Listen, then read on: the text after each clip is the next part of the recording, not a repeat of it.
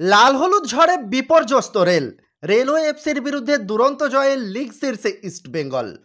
চোট আঘাত সত্ত্বেও লাল হলুদের বিজয় রথ অব্যাহত।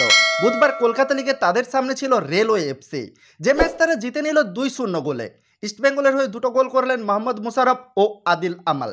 এদিন চোট আঘাতের কারণে দলের কয়েকজন গুরুত্বপূর্ণ ফুটবলারকে ছাড়াই দল নামাতে বাধ্য হয় ইস্টবেঙ্গলের কোচ।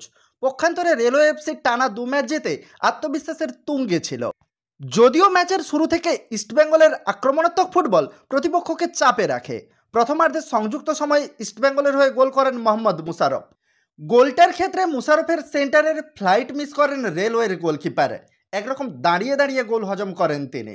ম্যাচের দ্বিতীয় অর্ধে রেলওয়ের দলটা গোল শোধের জন্য মরিয়া হয়ে ওঠে, কিন্তু তা ইস্টবেঙ্গলের রক্ষণ ভেদ করার জন্য যথেষ্ট ছিল না।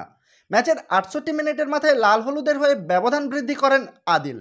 বাদিক থেকে ভেসে আসা সেন্টার প্রতিপক্ষের গোলের সামনে পেলে গোল করতে ভুলচুক করেননি এই তরুণ ফুটবলারটি।